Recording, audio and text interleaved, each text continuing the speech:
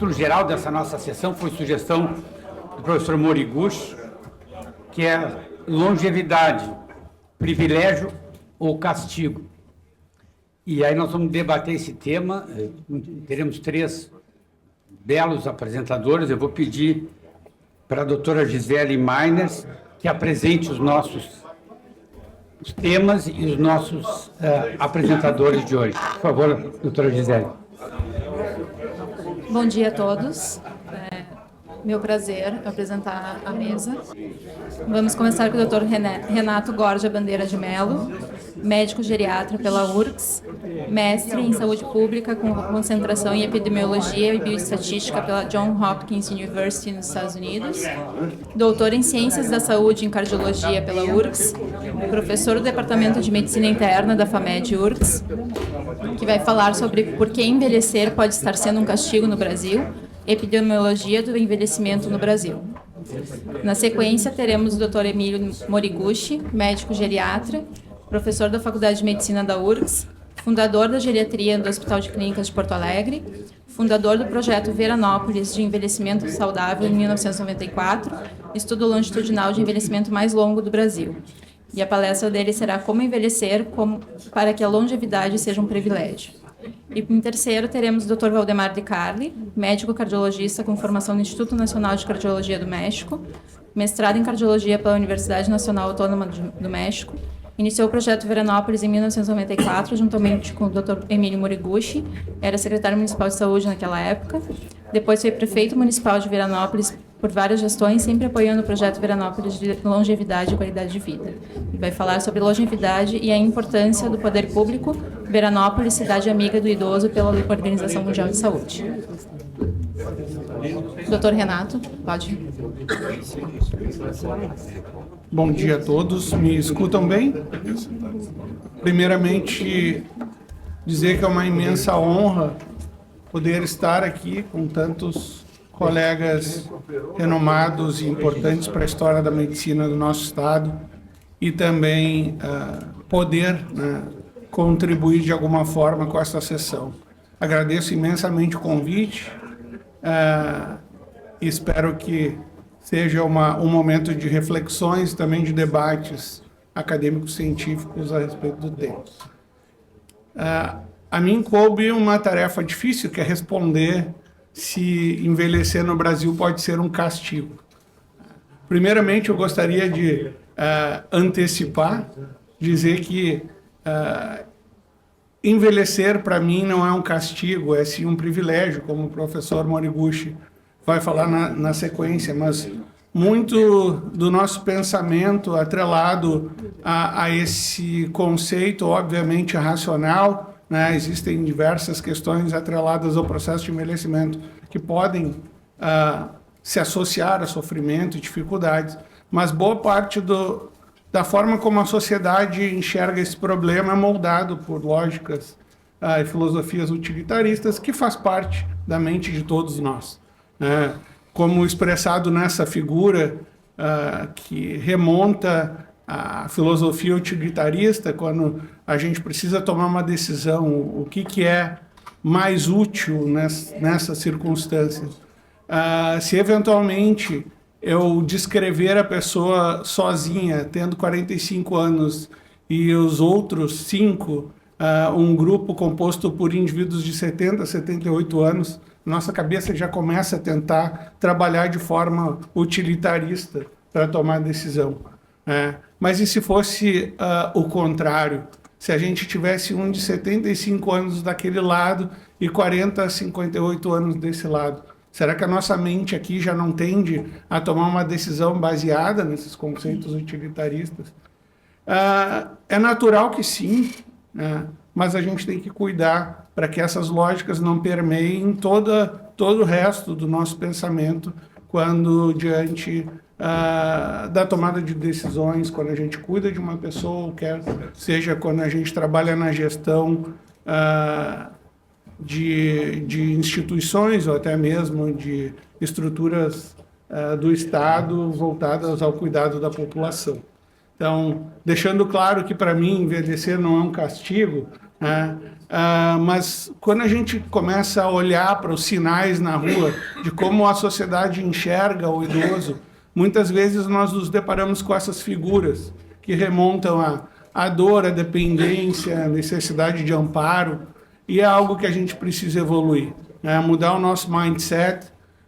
O Conselho Nacional de Trânsito já mudou a sua placa, né, para uma simbologia que remonta ao envelhecer com saúde, ao envelhecer de forma funcional, e o que é o mais comum, né, de acontecer. Se a gente olha no Google aqui imagens aleatórias procurando por idosos, a gente já vê que a visão, pelo menos das bases de procura de informações, elas já nos trazem uma visão um pouco diferente do envelhecimento. O idoso ativo, trabalhando no processo, fazendo parte do processo decisório, como âncora de família, tendo seus amigos, tendo a sua vida social plenamente plena, vamos dizer assim, né? O Mário Quintana, que morreu aos 87 anos, dizia que nascer é uma possibilidade, viver é um risco e que envelhecer é um privilégio. É claro que existem nuances, mas a alternativa é sempre pior, né? Vejam Castro Alves, morreu com 24, Casimiro de Abreu com 21 anos. Não tiveram tempo, né, de expressar suas genialidades, tanto quanto Mário Quintana teve ao ser privilegiado de envelhecer. Mas como está o nosso país hoje, né? O que os dados do IBGE nos mostram? Nos mostram que o nosso país é um país em franco envelhecimento. À esquerda, vemos a pirâmide etária com barras comparando o último censo, o censo anterior ao censo de 2022. Em 2022 estão as barras mais escuras. Vejam que as barras mais escuras elas já escapam das barras mais claras, principalmente do meio para cima na pirâmide. E a gente vê um fenômeno inverso na base da pirâmide, em que as barras mais claras são maiores do que as mais escuras. Isso mostra que houve uma transição já da população brasileira bastante significativa nos últimos 12 anos. Não é algo bastante marcante, como eu falei. E a expectativa de vida de um brasileiro nesses últimos 45 anos, ali em média era de 62 anos em 1980. O último censo já nos mostra que essa expectativa de vida é de 79,7 anos, em média geral, né? Maior em mulheres do que em homens ainda, né? Um pouco menor do que o projetado anteriormente, muito possivelmente em virtude das mortes relacionadas à Covid. Então, nós ganhamos 20 anos de sobrevida, de expectativa média de vida ao nascer nos últimos 40 anos. Então, isso é um grande feito, uma grande conquista do nosso povo, né? Só que quando a gente olha por outro paradigma, esse é um gráfico que demonstra o crescimento de uma população de 7 para 14% de idosos. Ou seja, o contingente populacional migrando de 7 para 14%. Enquanto a França, lá no canto esquerdo, a Suécia, levaram 100 anos para dobrar o seu contingente de 7 para 14, o Brasil fez isso em 20 anos.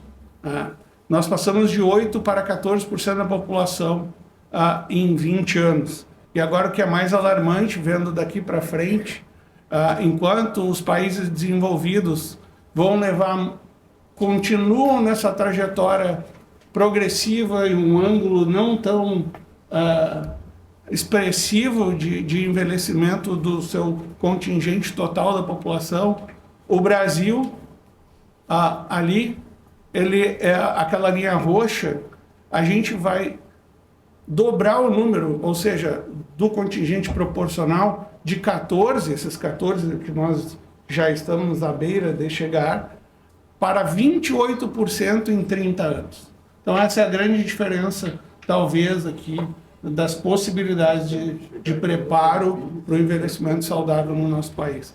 Quanto à França, vai levar, para dobrar de 14 para 28, vai levar mais 95 anos. Então nós temos um problema bem significativo a discutir e a debater dentro dos meios acadêmicos e principalmente dentro da gestão pública. Como é que nós chegamos até aqui? Houve uma primeira mudança paradigmática, que foi o aumento da expectativa de vida ao nascer, que a gente consegue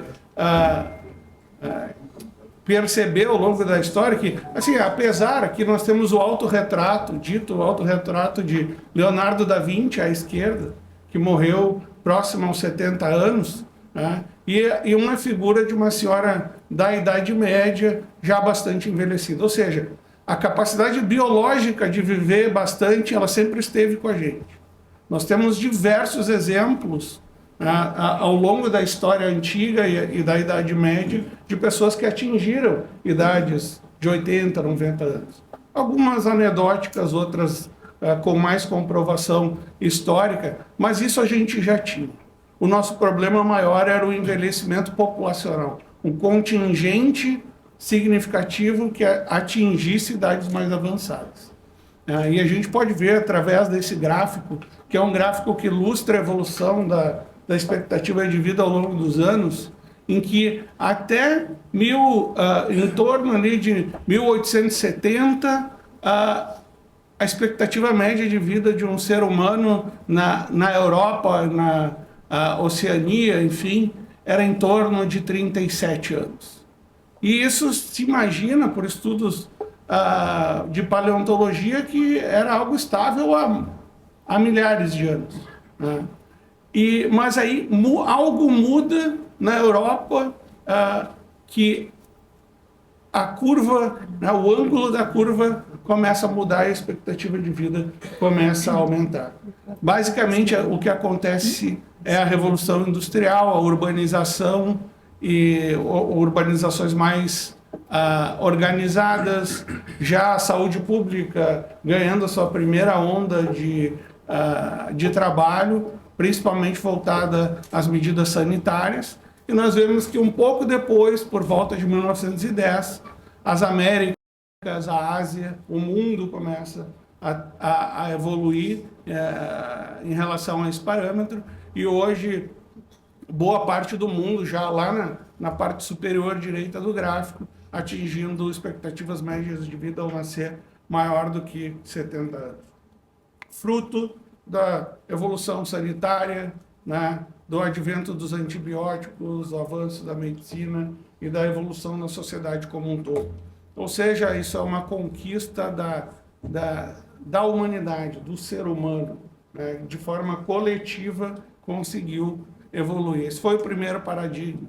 O segundo, a gente começa a observar a redução da mortalidade precoce, redução da natalidade, e aí sim o boom populacional de crescimento vegetativo, com aumento percentual e absoluto de pessoas idosas. Aqui a gente vê na linha em azul a taxa de natalidade, que começa a decrescer no mundo por volta de 1960, no Brasil, a partir de 1960, mas nós vemos na linha em vermelho que a mortalidade começa a declinar no final do século XIX e depois com uma mais acentuada redução nessa taxa por volta do período pós-Segunda Guerra, quando há uma evolução sanitária mais significativa, saneamento básico, basicamente a entrada dos antibióticos e controle de doenças infecto-contagiosas.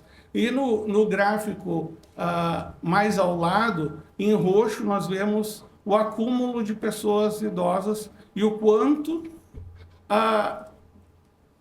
esse contingente populacional representa em relação aos outros. Nós vemos que ali no verde, bem embaixo, um boom de crianças por volta dos anos 60, final dos 60 até o início dos anos 2000, e agora um decréscimo da população infantil, com o boom de acúmulo de indivíduos adultos por volta dos anos 2000 e de idosos também agora, e se espera que por volta de 2040, 2050, a população brasileira comece a declinar.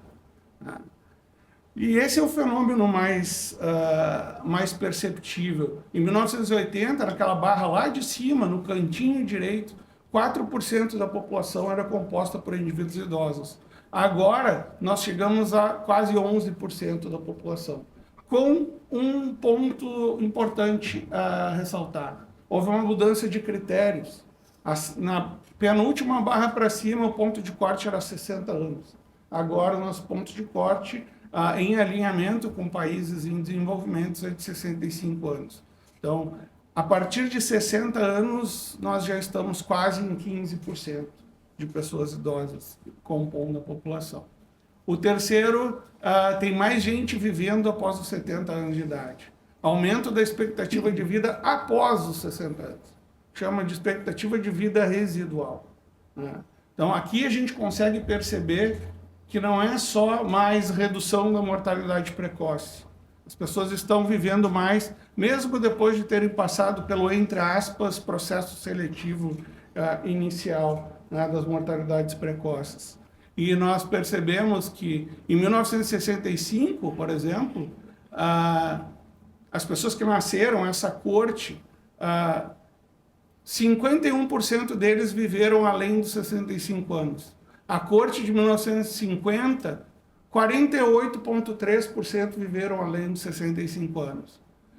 Olhando um pouco melhor, assim, em 1950, essa corte que tem 75 anos, 30% sobrevive, né? Mais que 60, 1915, 30%. E mais 30% viveram além dos 60 e só 6% desse contingente viveu mais do que 75 anos. Então, claramente, o aumento da sobrevida residual, que nós vemos através desse gráfico, o aumento absoluto desse número, né? E aqui, mais claramente, a informação da expectativa de vida por faixa de idade, e o que a gente, ao olhar mais detalhadamente, enxerga que um indivíduo de 60 anos de idade hoje, no Brasil, viverá em média 22 anos. Um indivíduo de 70 viverá quase 15, um de 80 quase 10. E quem tem 90 ou mais hoje, se espera, né, uma expectativa de vida em torno de 5 anos e meio. É bastante coisa. E aqui eu deixo um desafio antes de chegar para responder se é um castigo ou não.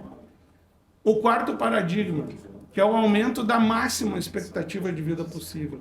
Mudar o nosso lifespan.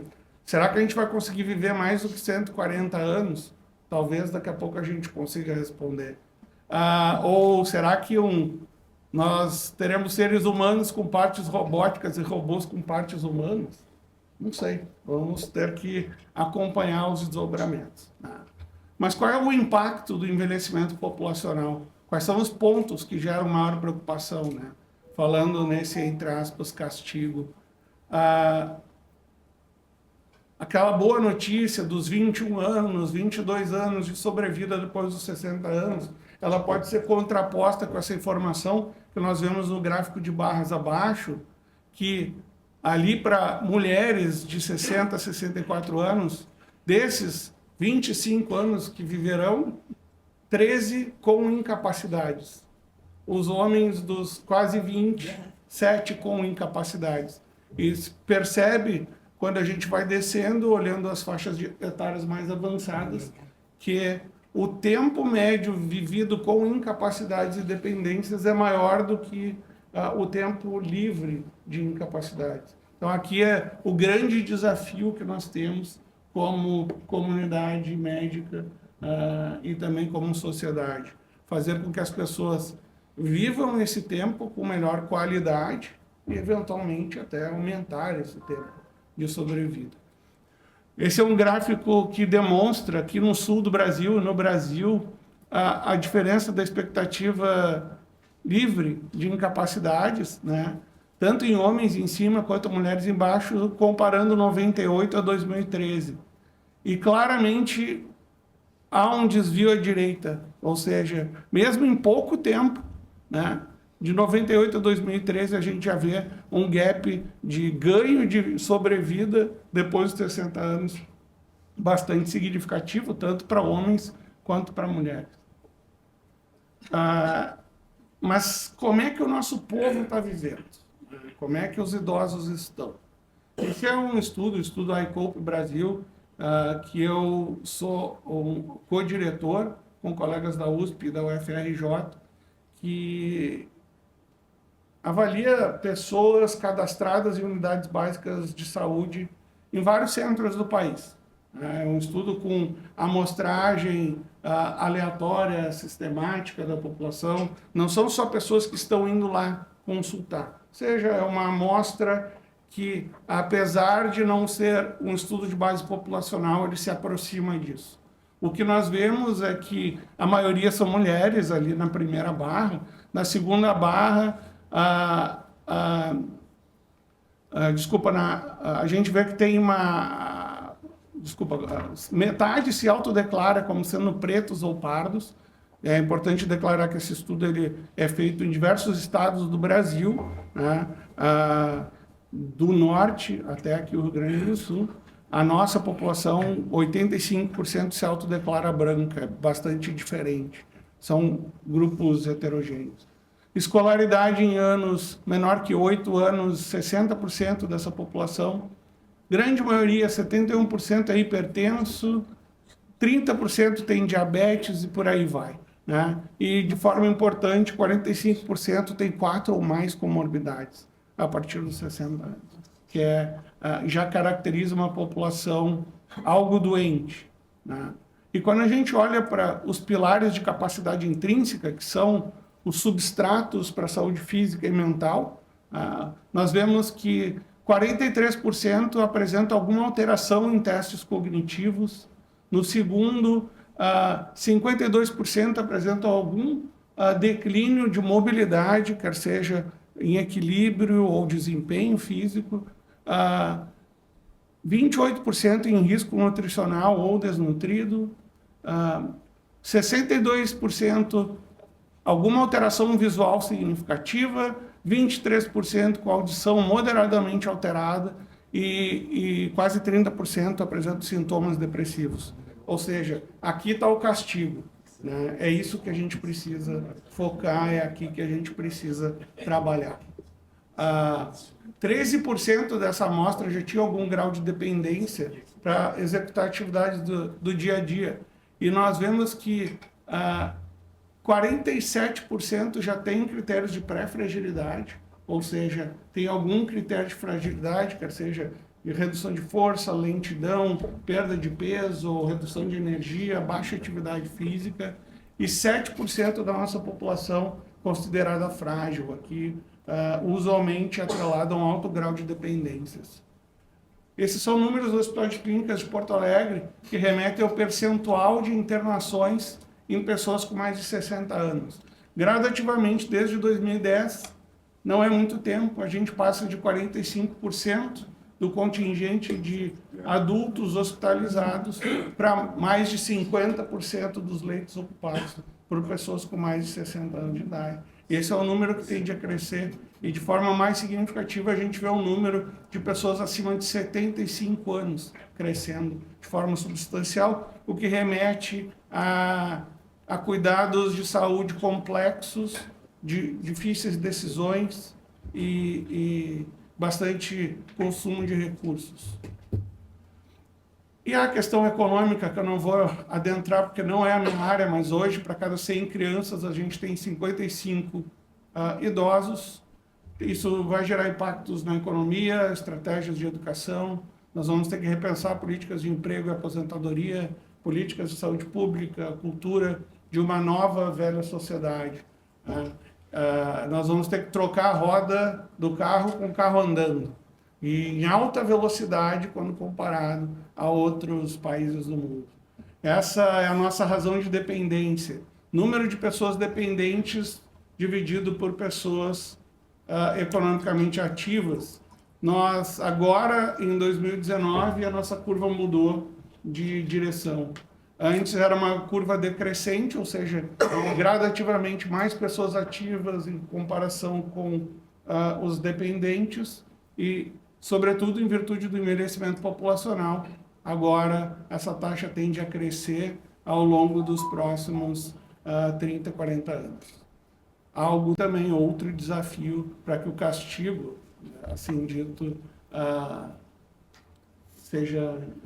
2 minutinhos. Tá. Então, para finalizar, esses são meus últimos slides. O que determina o envelhecimento saudável? O que faz com que as trajetórias de envelhecimento se distinguam ali entre pessoas robustas, pré-frágeis e frágeis? São vários os determinantes de saúde que nós podemos ver nessa figura, que envolvem atividade física, socialização, educação, alimentação de qualidade, acesso aos recursos de assistência e saúde e muito mais. Mas é importante a gente sempre lembrar que a desigualdade social ela é um mediador desses determinantes. Dependendo de onde nós crescermos, as nossas probabilidades de alcançar uma trajetória robusta são menores do que... Essa é uma foto clássica do lado do muro para lá, tá ali em cima, aquela bolinha pequenininha lá, o Morumbi para um lado e uma favela, Paraisópolis, do outro. No Morumbi, a expectativa média de vida ao nascer é de 84 anos. Do lado de cá é 54. Então, é algo que modula sobremaneira a forma como a gente vai envelhecer. Pensando em tudo isso, a Organização Mundial da Saúde e a ONU declararam a década que nós vivemos agora, de 2020 a 2030, a década do envelhecimento saudável, que é uma ação dessas organizações para estimular os países, os governos, os agentes públicos a olharem para o envelhecimento de forma bastante alarmante, sobretudo para que a gente possa reduzir o tempo com incapacidades, para que nós possamos diminuir o castigo, como foi dito no título, e que nós possamos colher os privilégios disso, como o professor Moriguchi vai falar. Basicamente, essas são as 4 ações principais propostas no programa, que é mudar a forma como pensamos, sentimos e agimos com relação à idade e ao envelhecimento, garantir que as comunidades promovam as capacidades, ou seja, não cercear liberdades, não cercear funcionalidade, e entregar serviços de cuidados integrados na atenção primária, saúde centrada na pessoa e adequadas. Propiciar acesso a cuidados de longo prazo, basicamente o que a gente está falando aqui é cuidado de multimorbidades, doenças crônicas. Enfim, e uma última reflexão. Algumas conclusões se tornam claras quando a gente entende isso. Que a nossa falência mais cruel é como nós tratamos os doentes e os idosos. É a falha de reconhecer que eles têm suas prioridades, além de meramente se sentir seguro ou viver mais. A chance de moldar a história de alguém é essencial para que a gente consiga sustentar o significado da vida para uma pessoa. Que nós temos a oportunidade agora de remodelar as nossas instituições, a cultura e as conversas nas formas de transformar as possibilidades para os últimos capítulos da vida de todo mundo, e isso inclui todos nós aqui nessa sala. Então, muito obrigado. Obrigado, doutor Renato. Temos 3 palestrantes, vou passar imediatamente para a palestra do professor Moriguchi e vamos debater no final, porque esse tema merece bastante debate. Obrigado. Bom dia a todos de novo. É um privilégio estar aqui. Muito obrigado pelo convite de falar sobre envelhecimento. E pode botar meus slides, por favor? E minha tarefa aqui vai ser no meio, falar sobre privilégio, né? E eu, antes de começar, devo, sim, primeiramente agradecer ao pai, que começou a geriatria moderna aqui no Brasil, muitos conhecem. E ele é exemplo de alguém que está envelhecendo com privilégio. Ele está com 99 anos, vai fazer 100 anos agora, dia 15 de janeiro. E nos últimos meses ele está entusiasmadíssimo, preparando o aniversário de 100 anos dele. Ele está fazendo todo o planejamento. Inclusive tivemos que até de mudar de lugar, porque ele aumenta o número de convidados. Então, assim, é um cara privilegiado, né? Com 100 anos, com 99 anos, e querendo ainda viver mais e convidar as pessoas para contar as histórias dele. E, por outro lado, o que o Renato mostrou, e o que eu vou fazer agora, daqui para frente, nos próximos 15, 20 minutos, é falar um pouco do que eu vejo na ciência e também o que eu vivi nos últimos 35, 40 anos na área de envelhecimento e principalmente como envelhecer bem.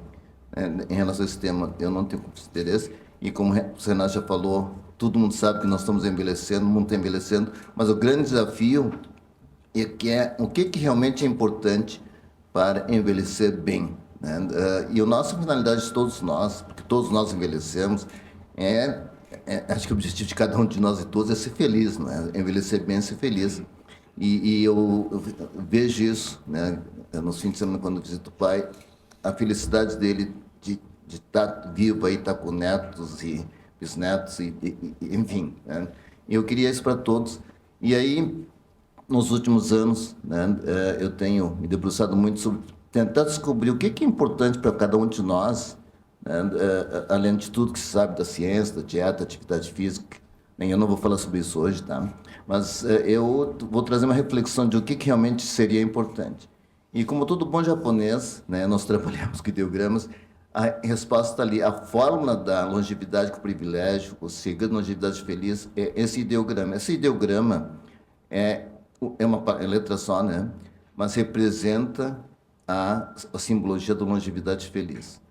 E em todos, se vocês tiverem a oportunidade de ir e entrar em templos, sempre vai ter esse ideograma que significa por si só, né? Ela tem uma simbologia, que todo ideograma deriva de uma história que fala sobre longevidade feliz.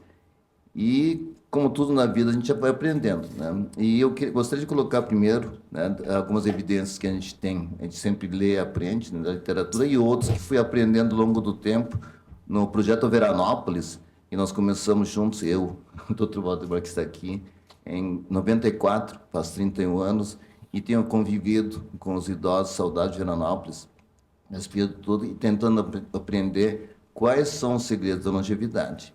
Então, em primeiro lugar, eu vou falar um pouquinho de alguns dados que a gente tem. Eu vou falar juntos, tá? Mas assim, que a gente tem na literatura, os chamados Blue Zones, todo mundo deve conhecer, né? Dessas áreas de longevidade no mundo que têm sido pesquisados de uma forma exaustiva. E eu vou trazer muitos dados do nosso projeto Veranópolis, de longevidade e qualidade de vida. Atualmente, depois de 30 anos, nós temos uma sede, que é o apoio do poder público, né? É o primeiro centro de estudos em envelhecimento construído com recursos públicos pelo Ministério da Saúde. E nós temos essa missão de descobrir, estudar aqui no Brasil, o que no Brasil é importante para a gente envelhecer bem, com qualidade de vida, para que a nossa população possa ser feliz no seu envelhecimento. Então, o que nós temos aprendido, assim, eu vou falar rapidamente, porque é uma coisa que eu queria passar mais minhas experiências, né? É claro que a primeira coisa que a gente sempre se preocupa, né, é a comida, né? A sua dieta é saudável, você está comendo bem, né? E quando eu comecei o projeto em Veranópolis, o Valdemar sabe disso, eu achei que tinha ido para o lugar errado, porque eu estou acostumado com comida japonesa, que é bem saudável. Cheguei em Veranópolis, todos os dias, um monte de comida assim como está ali na fotografia, e na verdade muito mais do que isso. Agora, uma das coisas que nós sabemos hoje, isso nós fomos vendo, e nós temos publicado, tudo que está aqui está publicado. Tá? E depois eu também quero deixar para vocês uma publicação que fizemos quando fizemos 30 anos de estudo Veranópolis, um resumo de tudo que nós aprendemos, e é uma coletânea desses dados publicados e que está resumido aqui. Então, uma das coisas que nós percebemos que realmente assim é importante a pirâmide, né? A nutrição, atividade física, sono, repouso, lazer, parte social, parte espiritual. E é realmente assim, a comida dos longevos, isso não é só de Veranópolis, essa aqui são fotos de Veranópolis, mas também das áreas de longevidade na Grécia, no Okinawa, no sul da Itália. São comidas simples, né? Geralmente feitas com alimentos naturais daquele lugar, sem muito processamento. Nós sabemos que alimentos ultraprocessados fazem mal para a vida, isso é verdade, né? Então, assim, todos os lugares têm uma característica que fazem cozinha, vivem a vida inteira comendo comida simples, da terra, feita em casa, e o mais importante, refeições em família ou com amigos. E hoje em dia nós sabemos, e falar mais tarde sobre isso, que essa convivência familiar, convivência com pessoas que a gente gosta, é fundamental para a nossa energia da longevidade, né? Então, assim, não somente a sabedoria de comer bem, e quando a gente está em grupo com pessoas que gostam de cada um, gosta do outro, sabe, se alguma coisa faz mal, vai dizendo que isso não é bom. E nós sabemos que essa questão de se alimentar, tomar refeições junto com a família é um dos grandes segredos dessas pessoas que envelhecem bem. E outra coisa que é comum nessa área de longevidade, a foto da esquerda é Okinawa, no sul do Japão, da direita é Veranópolis, né? E uma das características comuns é esse envelhecimento em grupo. Ninguém envelhece, ninguém fica longevo sozinho. A gente envelhece, fica velho juntos, né? E eu fico muito feliz porque a gente está aqui num ambiente muito gostoso, né? De amigos. Acho que isso que nós estamos aqui fazendo já é um ingrediente da longevidade. A gente se dá bem, meus professores, né? O pessoal que foi depois de mim, e todo mundo junto. E caminhando juntos, né? Lá, nós podemos observar que na foto de Okinawa tem uma senhora com duas bengalas, provavelmente com um monte de dor, né? De artrose e tal. Mas caminhando, certamente as amigas vão buscar em casa, vão caminhar juntos e tal. E em Veranópolis, mensalmente tem baile de longevidade, né? E o Dr. Valdemar sabe disso, né? E nós, mais jovens, vamos dizer assim, né? Apesar de a gente já ser velho, é convidado para a gente participar e a gente vê aquela alegria das pessoas estarem juntos. Então, essa questão da atividade física, manutenção da atividade física em companhia é um dos grandes segredos da longevidade nas comunidades que vivem. Então, assim, ninguém envelhece e ninguém fica longevo sozinho. E, como falei, essa atividade de grupo no interior, essas que são duas fotos de Veranópolis, uma de uma festa escolhendo rainha da longevidade, né? E sempre, todos os anos tem isso. E à direita é uma capela, são vários bairros no interior, né? Todos os fins de semana se reúnem, fazem reuniões todos juntos e trabalham juntos para fazer um momento comunitário. E essa filosofia de ter a consciência que o grupo é importante, os amigos são importantes, a comunidade é importante. Nós sabemos que esse espírito é um espírito fundamental para a longevidade. E a gente sabe que solidão mata, e, por outro lado, convivência em grupo com pessoas queridas dá longevidade. Isso são coisas que estão provadas, estão publicadas, não somente nos estudos do exterior, mas também como no nosso de Veranópolis, por isso que trago várias fotos de Veranópolis. E também, né, não é só ficar comendo, mas também fazer atividades juntos, jogar, conversar, e ter a alegria de estar com alguém junto.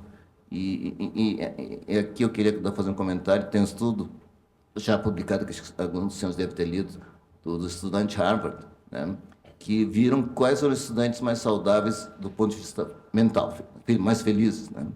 E o fator que mais impactou nesse estudo de Harvard foi o tempo destinado aos amigos. Aquelas pessoas que tinham mais de uma hora, que dizia que ia visitar um amigo, conversar, ter happy hour com os amigos, eram pessoas mais saudáveis. Então, isso certamente ao longo da vida vai fazendo diferença. Bem, esse aqui é um dos últimos dados do Blue Zones que foi apresentado, de o que era o mais importante no impacto das expectativas saudáveis de vida, e disparado, a integração social, ou as boas companhias, era o fator impactante, mais importante. É claro que não fumar, não comer demais, vacinação contra a influenza, atividade física, não ser obeso, se tiver hipertensão tratar, e também fugir da poluição é importante, mas disparado, né, o fator mais importante relacionado com envelhecimento feliz, longevidade feliz, era o convívio social. E a Susan Pinker, que é uma psicóloga canadense que acompanha esses estudos Blue Zones e morou vários anos naqueles vilarejos no sul da Itália, ela lançou, alguns anos atrás, esse livro de Village Effect, que eu gosto muito e recomendo na Amazon, é muito fácil de leitura, que ela foi observando, conversando com todos os longevos desses vilarejos, né? e também com pessoas da comunidade. E ela fala assim que o que importa é o contato faz no dia a dia, e que relacionamentos próximos, de amizade, de amor, curam, né? Faz as pessoas ficarem, mesmo com dor, sentir-se bem com essa vida. Ajuda as crianças a aprenderem o que é importante, educar as crianças para a vida, né? Hoje em dia as crianças ficam na tela, e aqui os idosos ensinam as crianças o que é importante e faz as pessoas viverem mais, serem felizes, que é grande verdade que nós observamos também em Veranópolis. E com isso, com as pessoas todas, nós publicamos muito, mais no exterior do que aqui. Acho que o Veranópolis é mais conhecido no exterior, na área de longevidade, no estudo de longevidade, do que aqui. Quando a Organização Mundial da Saúde reconheceu o Veranópolis como área de longevidade, foi construído esse monumento, e depois o Dr. Valdemar, que foi prefeito várias vezes de Veranópolis, pode contar sobre essa história. E de Veranópolis nós temos já, antes do Blue Zones, essa aqui foi uma publicação de 2002, numa revista que depois deu bastante impacto, sobre quais eram determinantes de longevidade. Está traduzido ali. É claro que saúde é importante. Como se bom. É claro que saúde é importante, mas tem outros fatores aqui, né, que são questionários validados, que a família, a presença da família, né, a questão do trabalho, ter amigos. E se nós colocarmos juntos, né, o que realmente é importante para as pessoas envelhecerem bem, qualidade de vida, ter saúde mental, porque o colega que fez doutorado ali, o Flávio Xavier, é um psiquiatra, era ter uma família que apoiava, os amigos que apoiavam e sentir-se útil. Esse trabalho não é carteira assinada, é sentir-se útil na sociedade fazendo alguma coisa. Mostrando que realmente os nossos estudos aqui no Brasil também mostram que ter boas companhias e sentir-se produtivo, né, bem acolhido na comunidade é fundamental. E essa questão das fotos de Veranópolis, uma bem antigamente, outra mais nova, ainda várias famílias continuam morando várias gerações juntas, e há cerca de 10 anos atrás nós participamos de estudo do grupo, um consórcio mundial de Fourth Generation Study, alguns podem conhecer. É um consórcio mundial que tem sede na Itália, que começou a estudar por que as famílias, isso é verdade, que moravam 4 gerações juntas, ou 4 ou mais gerações juntas, eram mais longevas do que as famílias que moravam menos gerações juntas. E nós participamos desse estudo, é um estudo completo com vários questionários, e, para nossa surpresa, a única coisa que realmente assim, deu de diferente nas famílias que moravam 4 gerações mais juntas, com as famílias que moravam só nuclearmente, um casal, uma geração só, era a velocidade de encurtamento de telômeros. As pessoas, as famílias, as pessoas das famílias, que a gente retirava a amostra de sangue, e dos leucócitos nos víamos acompanhando a velocidade de encurtamento de telômeros. E isso, no começo, eu quase não acreditei, mas é verdade, porque não foi só Veranópolis, foi o mundo inteiro. Os participantes das famílias com 4 gerações mais juntas tinham encurtamento de telômeros dos leucócitos mais lento do que daquelas pessoas da mesma família, com o mesmo fundo genético, que foram para cidades grandes morar sozinhas. Mostrando que o fato de morar 4 gerações juntas, ou mais juntas, tem alguma coisa com longevidade, e aí foi feito vários questionários. E aí, 2 questionários, né, que pontuaram de uma forma significativamente melhor nas famílias que eram mais longevas, eram de perdão e de gratidão. Tem vários questionários, tem vários. Assim, as famílias, pessoas das famílias, claro, morar 4 gerações não é fácil, né? Conflito de gerações é difícil. E nessas famílias, as pessoas pontuavam melhor para questionário de gratidão e perdão. E na família, nas pessoas que morriam, tinham encurtamento de telômeros mais rápido, o que pontuou mais foi a escala de raiva, de rancor, né? Só para ver que tudo isso, né, na verdade, parece que é só da cabeça, mas tem dados científicos mostrando que tem impacto. Bem, já na linha final, né, acho que vários conhecem o estudo Harvard, acompanhando os adultos desde 38, é um estudo provavelmente mais longo do mundo em termos de acompanhar as pessoas em envelhecimento. Após 75 anos de pesquisa, em 2002, foi apresentado, né, o que era realmente importante em Boston, no caso, metade é egresso de Harvard, da universidade, metade população pobre de Boston. E, basicamente, o resultado final, vou apresentar aqui, veja só, são estudos completamente diferentes. Blue Zones, Veranópolis, tudo independente. Primeira coisa, os bons relacionamentos é o que mais importa, que mantém as pessoas mais saudáveis, felizes ao longo da vida. Segundo, a qualidade dos relacionamentos mais próximos que importa. E tinha várias perguntas, e a pergunta que se destacava que era o preditor mais importante da longevidade, com felicidade, era se a pessoa tem com quem se contar quando se precisar de alguma coisa. Se a resposta fosse sim, na década de 40, 50, eram pessoas que viviam mais depois. E não era... Para mim, eu trabalho na área de colesterol, né? Eu esperava que o colesterol desse alguma coisa, mas o colesterol não deu nada significativo. Mas a pergunta, se a pessoa tem com quem contar quando precisa, se a resposta fosse sim, era o preditor mais importante. E, por fim, essas relações saudáveis, né, protegem não somente a saúde física, mas também mental. Menos depressão, menos demência. E, por fim, o Japão, né, um país dos mais longevos do mundo. O Japão, apesar de ser numericamente o país mais longevo do mundo, tinha um grande problema que, como o professor Renato já falou, a expectativa média de vida para as mulheres, esse aqui 10 anos atrás, mais de 86 anos para mulheres e quase 80 para os homens, mas o grande problema no Japão era que a expectativa saudável de vida era bem menor. No caso dos homens, até assim, mais de 9 anos de vida dependente, com sofrimento, muito assim, e nas mulheres mais quase 13 anos. E naquela época, né, e a gente também, como eu dou aula no Japão, de fevereiro a outubro, a gente participou nessa universidade, eu participo de Keio, a gente participou de um projeto nacional para descobrir o que fazia a diferença das pessoas que tinham envelhecimento saudável e das pessoas que não tinham envelhecimento saudável. E a resposta veio com esse estudo, que foi realizado no Japão e continua ainda, do estudo SAC, porque o Japão é um país muito estável, muito homogêneo, né? Tem dieta genética muito parecida, dieta muito semelhante no Japão inteiro, a quantidade de atividade física muito semelhante, e a única coisa que tinha diferente entre as pessoas que viviam mais e tinham mais saúde e felicidade era ter o Ikigai, que na verdade é propósito de vida. E as pessoas que tinham propósito de vida viviam mais e melhor, e as pessoas que não tinham propósito de vida morriam mais cedo. Veja só, razão de risco, mortalidade geral, 1,5, veja só, né?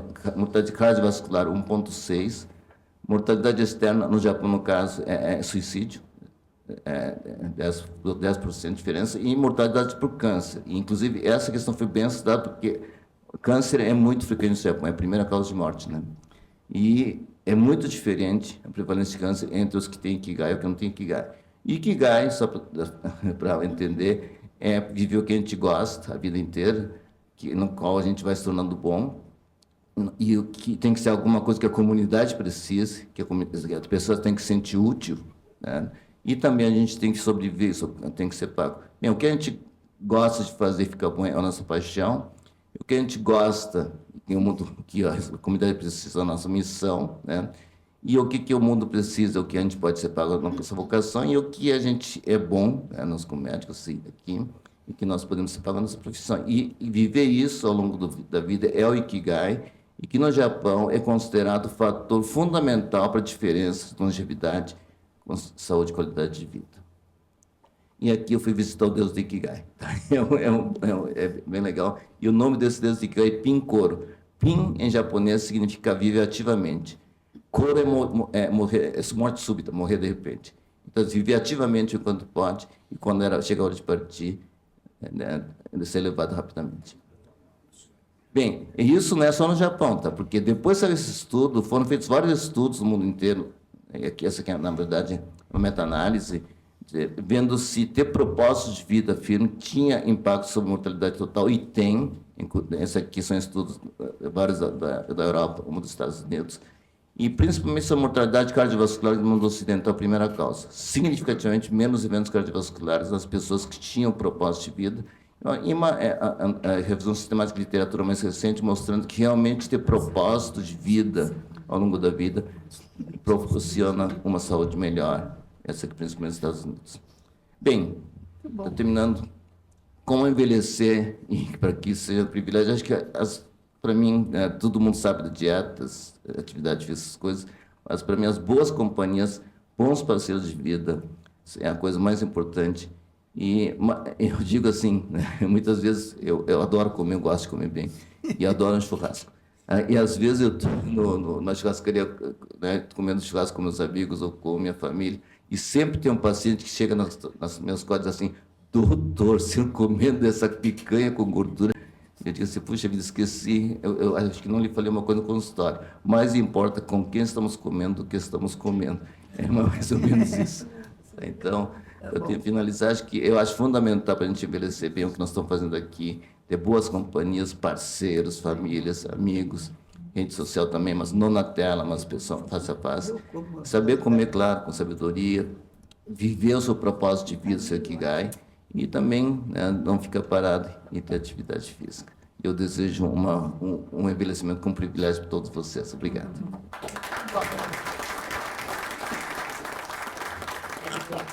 Obrigado, Dr. Moriguchi. Na primeira etapa da nossa reunião administrativa, nós estávamos discutindo a abertura de escolas médicas, políticas públicas, né? Eram políticas públicas e de médicos, né? Nós vamos continuar, então, a nossa palestra com o doutor Valdemar De Carli. Doutor Valdemar De Carli, como a doutora Gisele já apresentou, e eu faço questão de repetir, ele é um médico especialista em cardiologia, que foi secretário de saúde e foi prefeito. Então, aquilo que a gente estava discutindo, que médicos têm que procurar políticos e têm que influenciar no desenvolvimento de políticas públicas de saúde, e prefeito da cidade mais longeva do país, né? Então, eu acho que a gente tem muito o que ouvir aqui sobre políticas públicas com o doutor Valdemar. Por favor, doutor. Obrigado. Bom, obrigado e bom dia a todos. Agradecer o convite aí dos dois doutores Sérgio. Eu queria fazer uma referência especial aí para o doutor Manfroni, que foi nosso grande professor, no Hospital de Clínicas, o primeiro hemodinamicista do hospital, né? Nós vivenciamos o Gilberto está aqui também, nós vivenciamos o início do Hospital de Clínicas, né? Quando funcionavam somente 3 andares no hospital, tinha uma UTI precária, enfim, naquela época surgiu, né, o laboratório de hemodinâmica, que era presidido pelo doutor Manfroni. Parabenizar aqui os geriatras, né, pela palestra, e dizer que eu penso que o geriatra ele é um generalista especializado, né? Ele trabalha os vários aspectos do idoso, né, os aspectos biopsicossociais, que são extremamente complexos, né, no atendimento dos nossos longevos. Então, parabéns aí para os nossos geriatras. Então, eu vou apresentar aqui, né, o que a gente fez em Veranópolis, né, já que ela tinha esse título de cidade da longevidade, para poder também, desenvolver políticas públicas que pudessem, ser compartilhadas, com outras comunidades. Veranópolis é berço nacional da maçã, terra da longevidade, ela tem o título de cidade amiga dos idosos e também é uma cidade resiliente, né? Nós temos um projeto com a ONU de cidade resiliente, e isso nos ajudou muito, no evento climático que nós tivemos, em maio do ano passado. Em 1994, eu estava chegando em Veranópolis, o Emílio estava chegando da especialização dele nos Estados Unidos. Nos encontramos, iniciamos junto com a doutora Elizabeth, que era da geriatria da PUC, né? A PUC era o único hospital que tinha o serviço geriátrico na ocasião, né? Em vista de informações que nós tínhamos, que Veranópolis tinha um alto índice de idosos, né? Isso nos tornou curiosos e iniciamos esse trabalho aí. Então, isso começou em 94, só para ter uma ideia, nós estudamos 100 idosos com 80 anos ou mais, depois a gente implementou mais 142 idosos, né? Um trabalho assim simples, singelo, que nós avaliamos praticamente todas as características dos idosos, todas, né? a parte biológica, a parte psicológica, a parte social, a alimentação desses idosos, né? E nós fizemos, então, esse acompanhamento longitudinal, né, dessas pessoas por mais de 20 anos. O que chamava atenção, tem 2 dados que sempre me chamaram a atenção, dessa pesquisa aí, Gilberto, né, e ninguém fumava, certo? Nenhum desses idosos era tabagista. 100% dos homens tomavam vinho. Eles tinham o hábito de tomar vinho, tá? 1, 2 taças por dia, né? Alguns talvez até mais.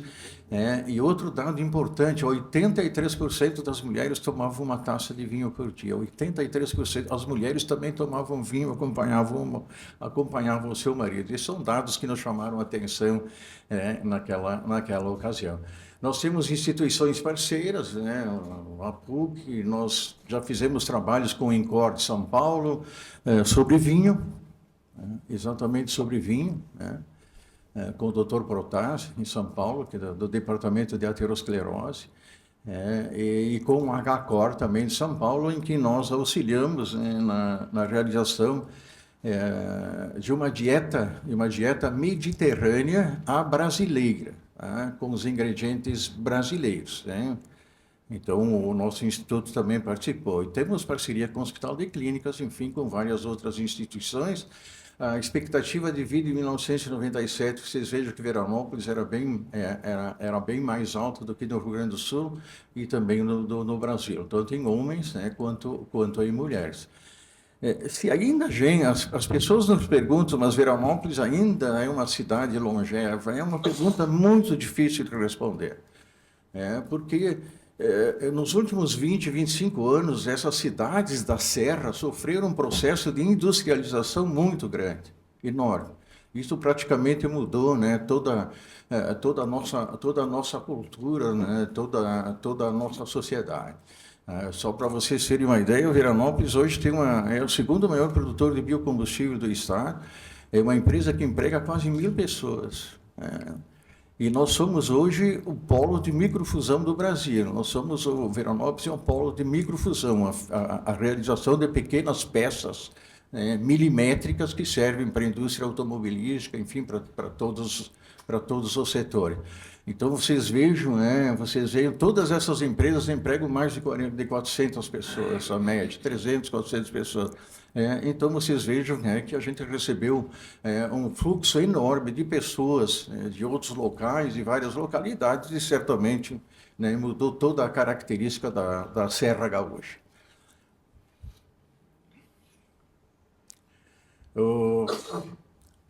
No Instituto Moriguchi, a nossa produção foi essa, produção científica que nós tivemos, tá? As pessoas dizem, mas como é que vocês conseguiram fazer tanto trabalho num lugar tão pequeno? Todos os trabalhos estão aqui catalogados, tá? Nós recebemos médicos, como nós temos um cadastro de quase 3.000 idosos, todos cadastrados, nós recebemos visita de inúmeros médicos de inúmeras especialidades, oftalmologistas, psiquiatras, psicólogos, e todos eles realizaram lá, tiveram a sua produção. Esse é o Instituto Moriguchi, tá, que o Emílio já mostrou, vocês vejam lá, que foi construído agora recentemente.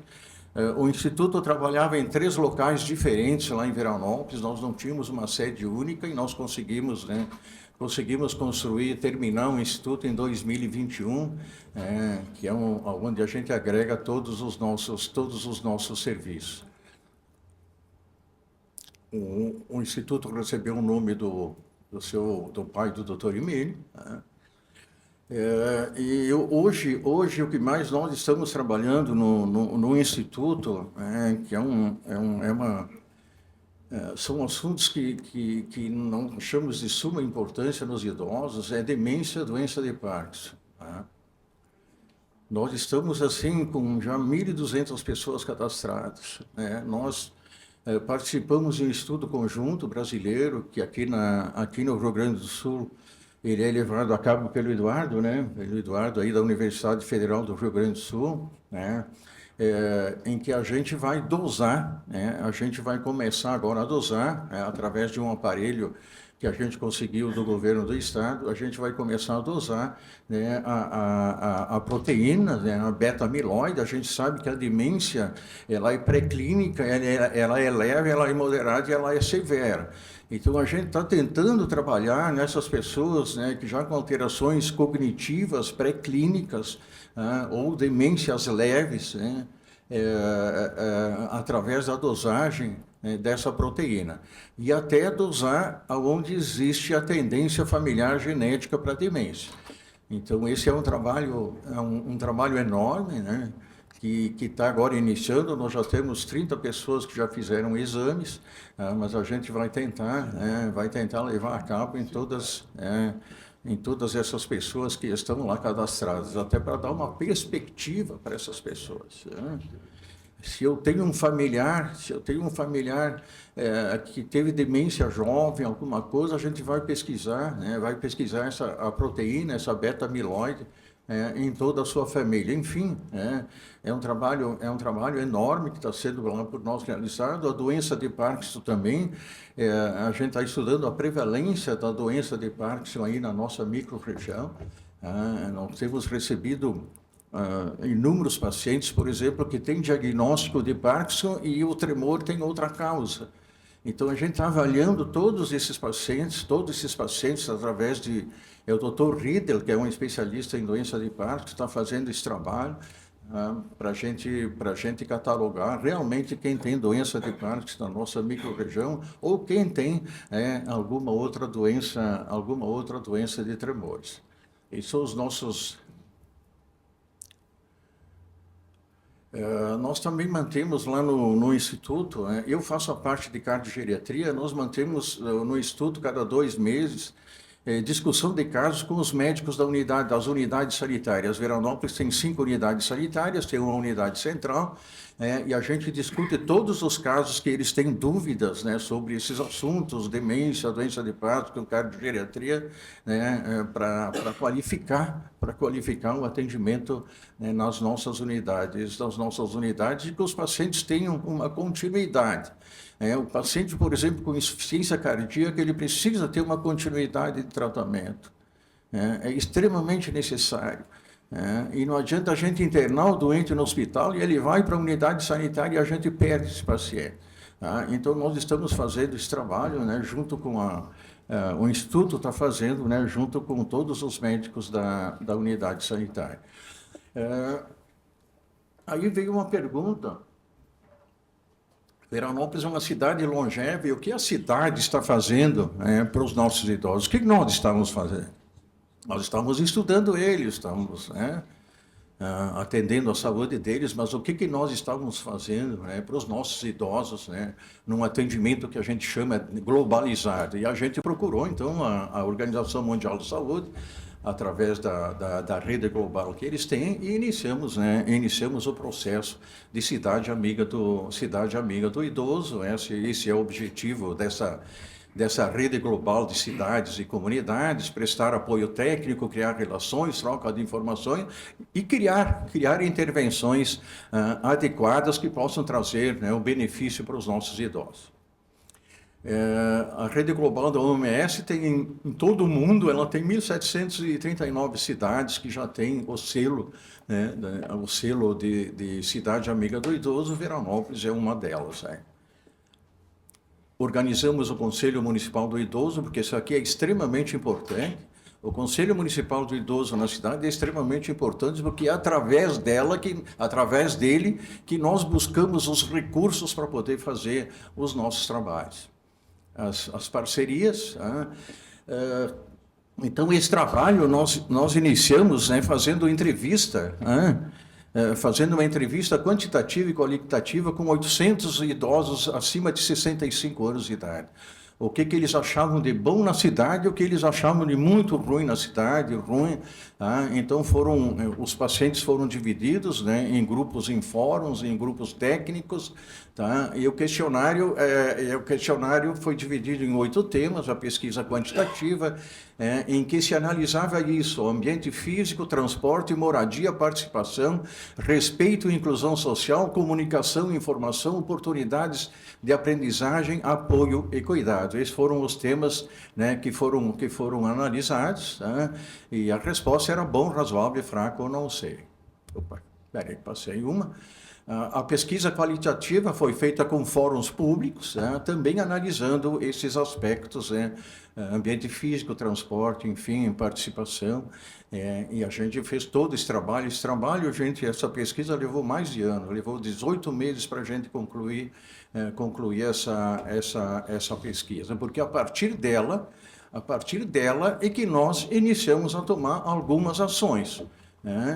Não todas, obviamente, porque, primeiro, né, nós não temos capacidade técnica para alguma delas, e também o nosso orçamento, você sabe que o orçamento sempre é limitado. Mas, enfim, nós obedecemos praticamente todos os steps, né, da Cidade Amiga do Idoso. A Organização Mundial da Saúde, ela faz uma auditoria a cada 6 meses, né? E aqui são as 7 ações, né? As 7 ações, né, que nós resolvemos, né, iniciar justamente para poder, né, ser categorizado como a cidade amiga do idoso e favorecer, né, aquelas demandas, que foram levantadas na pesquisa.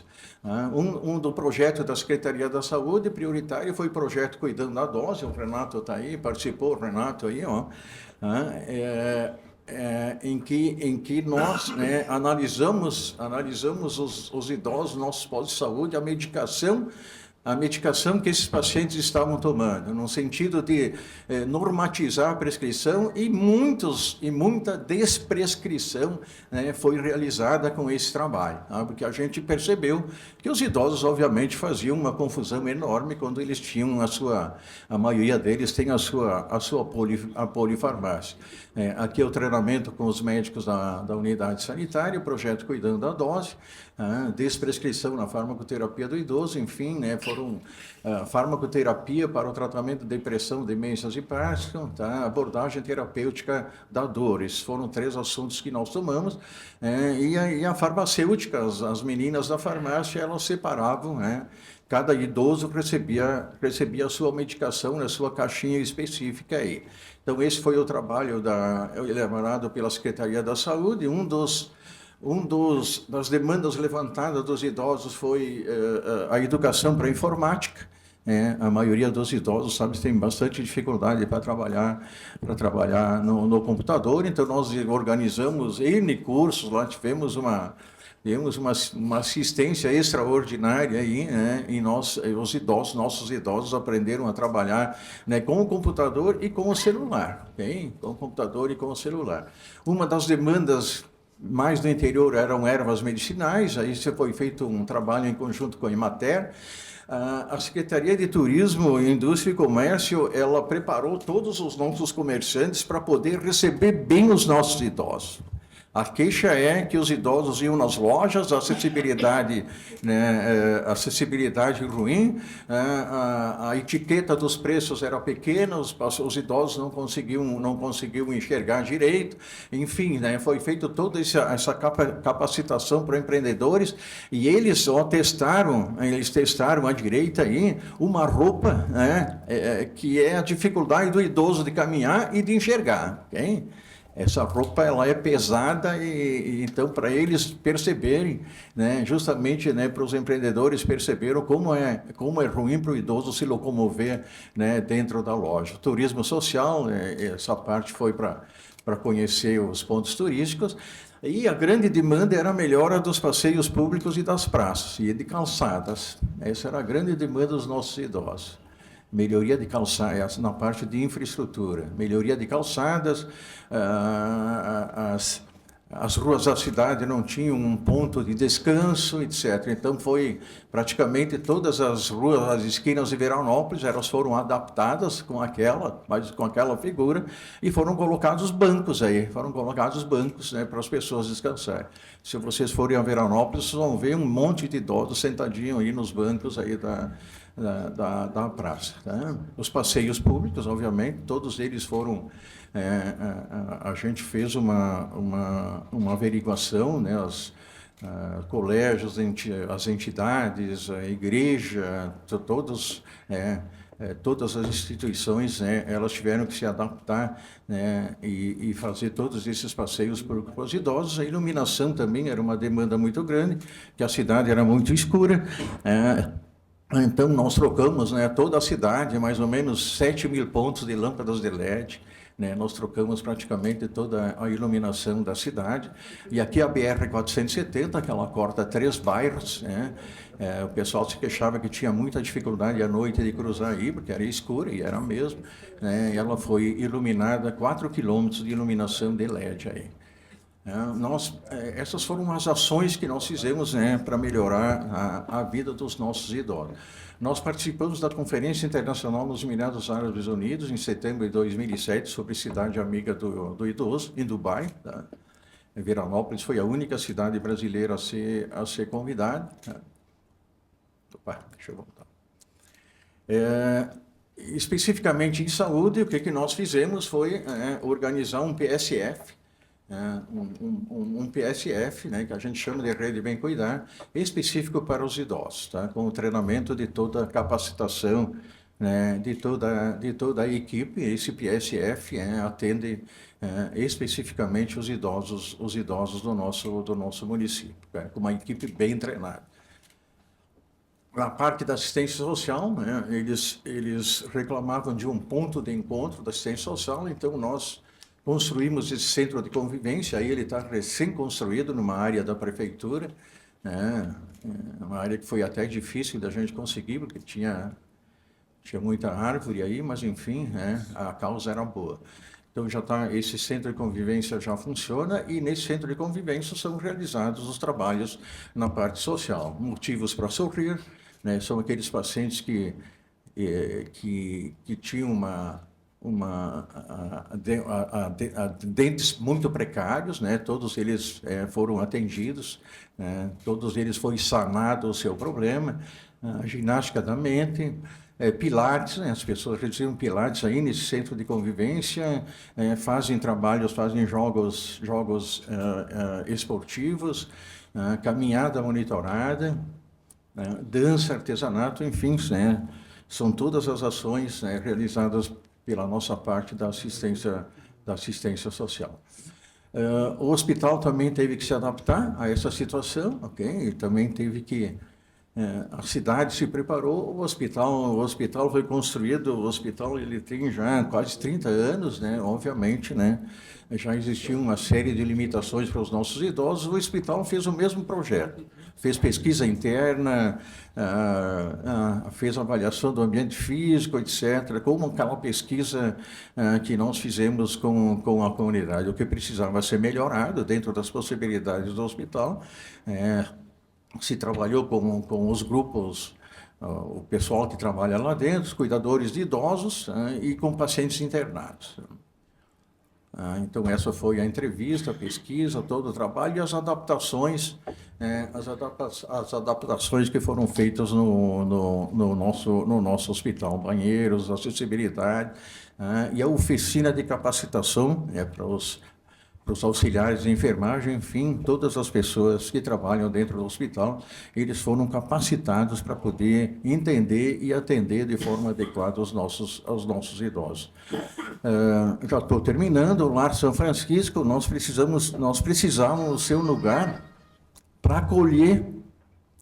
Nós precisamos de um lugar para acolher os idosos, principalmente aqueles idosos que estão, alguns abandonados pela família, idosos carentes. Então, a prefeitura precisava de um lugar para essas pessoas. Então, nós construímos uma parte desse Lar São Francisco, que ele é da prefeitura, ele é cedido para uma entidade filantrópica, mas ele é praticamente, a sustentabilidade dele é toda da prefeitura, são 32 idosos. e nós estamos ampliando. Nós já conseguimos orçamento, né, para ampliar, duplicar a capacidade desse Lar São Francisco. Esse é o projeto novo. O projeto antigo está atrás desse. Foi uma negociação demorada, mas a gente conseguiu, e nós vamos poder acolher aí em torno de 60 a 70 idosos com hospital dia também, incluindo o hospital dia.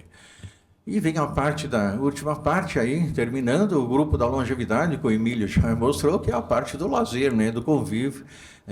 A prefeitura mantém esse grupo, que ele já tem anos, eles se reúnem praticamente todas as terças-feiras de tarde, e esse grupo motivou a que todas as cidades da região, hoje todas as nossas cidades da microrregião têm grupos da longevidade. Eles fazem bailes aos sábados, eles fazem encontros, mas esse grupo foi o pioneiro aí em toda a nossa microrregião. Muito obrigado. Era isso que eu gostaria de apresentar de geral. Obrigado, doutor Valdemar, por esse maravilhoso trabalho. De imediato, eu abro para a nossa discussão. Eu acho que nossos palestrantes têm... já tem 3 inscritos aqui. Brandão, por favor. Depois Bom. Roberto, depois... Bom, primeiro, parabéns, olha. Em termos de Brasil, isso é primeiro mundo. Quer dizer, um projeto integrado, orientado, consegue fazer tudo o que vocês fazem. Eu tenho certeza que nem em Porto Alegre se consegue, em algum que outro exemplo, ter essa integração, quer dizer, evidência de aplicação de uma teoria ligada ao tema de hoje, longevidade, de uma forma que pega os órgãos públicos, pega os profissionais e prepara a população para atender o que elas identificaram como necessidade. Olha, estou impressionado. Primeiro mundo. Segunda, só para não tomar muito tempo, doutor Fernando, dentro daquela evolução da pirâmide etária e desabilidade, tem um fator que hoje eu considero que talvez se torne um dos problemas de saúde pública número 1 no mundo, mas no Brasil extremamente vulnerável, chama-se obesidade. Quer dizer, o Brasil hoje já tem 26, 27% da população obesa. Essa população vai adoecer muito rápido e vai parar de trabalhar muito rápido. Então, o número de pessoas doentes, inativas, dentro do sistema social, está previsto que lá para 1940, se nada mudar, quebra o sistema previdenciário. Quebra. Porque vai ter muita gente parada para menos gente trabalhando.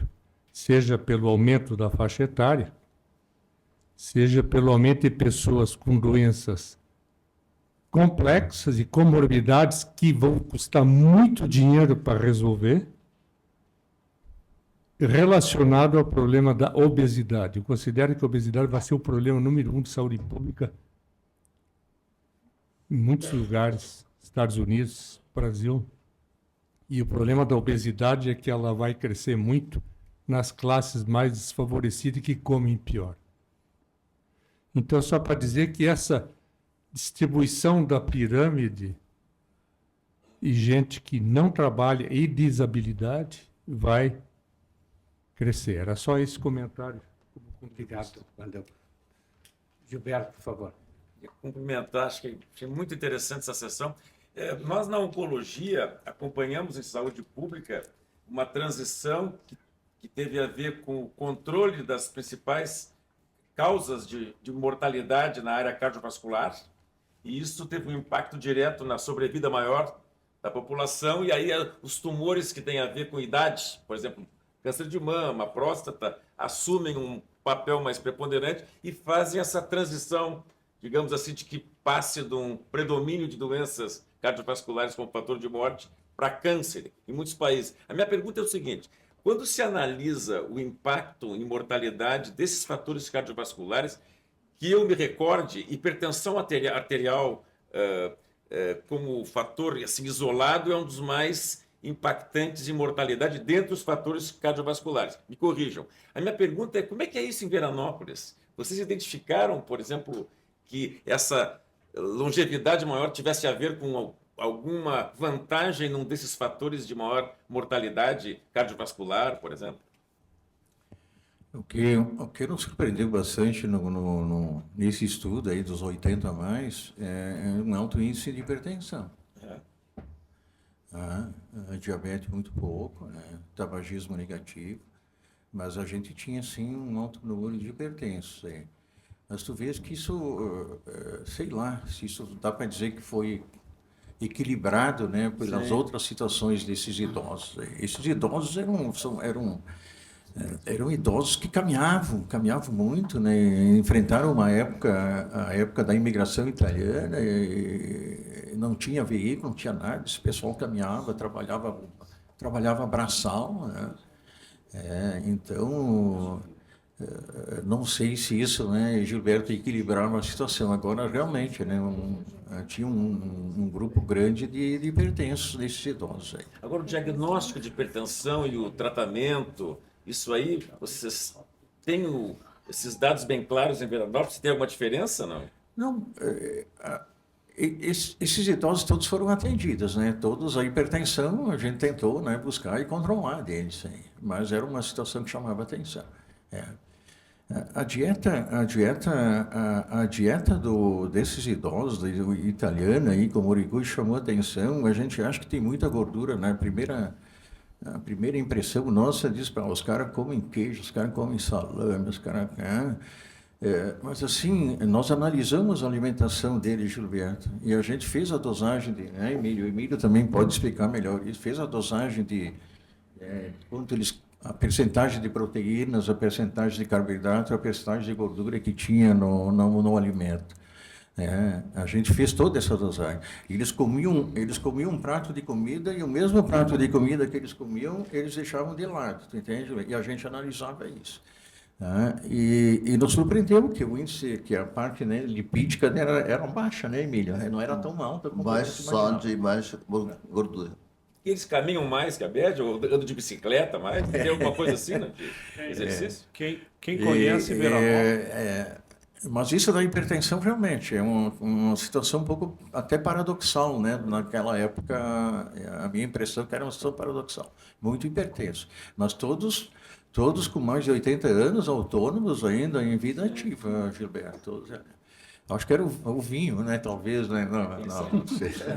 Gilberto, só para ajudar a responder, aqui tem o resumo dos 30 anos de pesquisa e realmente tinha muito hipertenso. Só que assim, a gente não morre só de hipertensão, né? Claro. Os outros hábitos, outros marcadores biológicos extremamente saudáveis.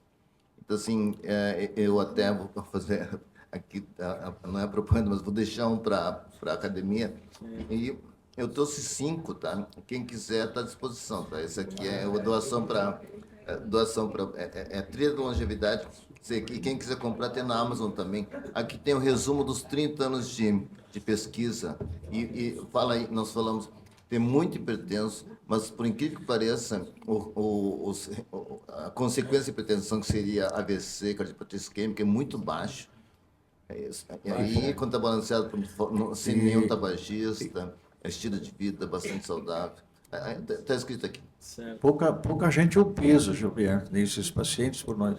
Pouca gente obesa. Interessante. É o paradoxo francês, né? Comida, né? Mas hipertensão sim foi um dado que nos chamou a atenção. Eu queria dizer que foram 3 palestras extraordinárias, maravilhosas, e que mostram o trabalho do professor Moriguchi, que foi o iniciador de tudo isso. Como o Emílio disse, o professor Moriguchi sempre teve uma visão de vida e um destino, né, de trabalho que o mantém vivo praticamente aos 100 anos de vida. Não sei se vocês têm lido, ultimamente tem saído uma série de trabalhos em publicações da imprensa leiga americana, dizendo que qualquer quantidade de álcool é nocivo, que aumenta extraordinariamente o risco de câncer, de demência, de uma série de coisas. Eu fico muito contente de saber que os idosos de Veranópolis, mais de 80 anos, todos beberam vinho, porque eu tive assim, considerando a hipótese de parar de beber vinho, eu desisti. Agora eu tenho certeza. Doutor Domingos, eu devo chamar a atenção, mas eu devo chamar a atenção que esse vinho dos idosos, eles fazem em casa, no porão deles. É um vinho diferente, está com um pouco menos de álcool e bastante polifenóis. Aí. O senhor sabe que quando a gente fala de álcool, realmente vem à tona, né, uma polêmica hoje, né? E a gente não tem essa resposta aí, não se tem. Nós estudamos com o INCOR de São Paulo, com o Dr. Protásio, que o Gilberto conhece ele, né? Nós estudamos 300 pessoas em Veranópolis, tá? E comparadas bebedores de vinho, bebedores usuais de vinho há 20 anos, com 300 pessoas de São Paulo que eram lá de igrejas e que não faziam, eram abstêmios. Foi feita toda essa comparação, inclusive com angiotomografia, com escória de cálcio, enfim, você fez uma análise muito grande desses pacientes. E o resultado disso aí foi neutro. O resultado foi neutro. O índice de calcificação coronária, o índice de alterações angiotomo era igual nos dois grupos, era igual nos que tomavam usualmente o vinho daqueles abstêmios, né? Então, realmente, né, foi um resultado neutro, né? Mas eu acho que a parte do vinho a gente não deve considerar assim como um indicador absoluto do vinho. O vinho, na verdade, ele faz parte de um contexto social, né? Que é a parte da convivência, que é a parte dessa que o Emílio chama muito a atenção do relacionamento familiar. Eu acho que ele está inserido, eu falo especificamente do vinho, eu acho que ele está inserido nessa convivência. Agora, se ele beneficia o coração nesse trabalho que nós fizemos aí, não. Não teve nenhum resultado.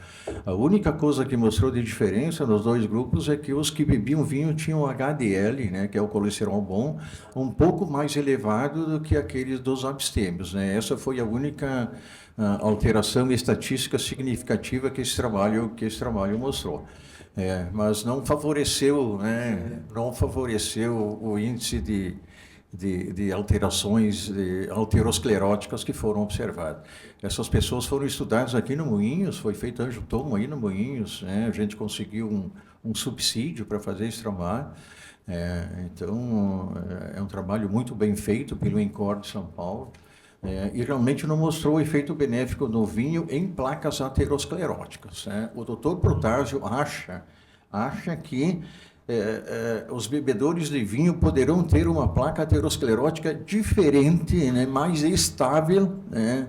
Em algumas análises que eles fizeram de estudo daquela placa aterosclerótica, que parece ser uma placa aterosclerótica mais estável do que os não bebedores, parece, né? Não se tem nenhuma conclusão sobre isso. Eu só queria concluir dizendo os estudos recentes mostram exatamente isso. Não há nenhuma vantagem em beber vinho. O que está se dizendo é que existe um risco aumentado, especialmente para câncer e demência. Há alguma evidência nesse grupo de estudo de vocês ou não? Sobre Câncer e demência. Eu acho que depende muito da quantidade, né, que a pessoa bebe, né? Eu acho que tem relação, né? O Gilberto poderá responder isso no câncer, mas a gente observa em bebedores, né, neoplasia de esôfago e estômago muito mais frequentes do que nos não bebedores, né, Gilberto? Tem uns estudos na Escandinávia que mostram, é o chamado efeito J, né? Que tu tens um não bebedor, digamos, numa linha de base, o que toma um pouquinho teria uma certa proteção, né, que depois desaparece. Mas isso é discutido. Isso nesses estudos na Escandinávia incluía até não fermentados, destilados também. O álcool, né, outras formas que não vinho também tinham uma pequena proteção. Mas para tumores, o vinho teria uma vantagem de que tem um atenuante de alguns polifenóis que tem no vinho que não tem nos destilados. Mas isso é uma área muito cinza ainda. Eu não tenho certeza, assim, de que tem um estudo definitivo. Acho que não. Os Vandré, pela ordem, os Vandré e professor. Muito breve. Sérgio, parabéns pela escolha do tema, especialmente dos nossos especialistas. Vocês trouxeram o estado da arte aqui, cada um na sua área. Foi muito informativa essa reunião. Eu estimulo a cada um que não esteve ainda em Veranópolis, que passe um fim de semana lá, e daí dá para entender um pouco melhor o que esse fenômeno Veranópolis. Essa turma de 80 anos, eles foram adultos há 40, 50 anos atrás, quando o número de automóveis em Veranópolis era diminuto. E a cidade é impressionante quando ela tem altos e baixos, um relevo absolutamente horrível para caminhar. E isso certamente tem essa influência muito... Na atividade física, né? Atividade física. E a gringada lá planta o que come. Então, praticamente não chegava nada de processados, como nas cidades maiores, mesmo daquela região. E, por fim, vocês falaram praticamente todas as maneiras profiláticas para se chegar a uma idade avançada com qualidade de vida. E foi mencionado muito rapidamente sobre a raiva. Não ter raiva, ou ao contrário, a capacidade de perdoar, para mim, isso será estudado, ou se já foi estudado, mas é para mim uma das coisas que mais alivia esse saco que nós levamos ao longo da vida.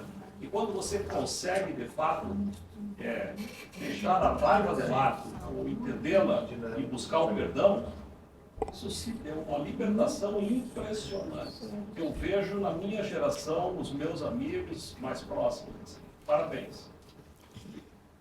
Cláudio, tem dois Cláudios que estão inscritos aqui. Escuta, eu me inscrevi. O presidente fala. É ele, claro. Autoridade.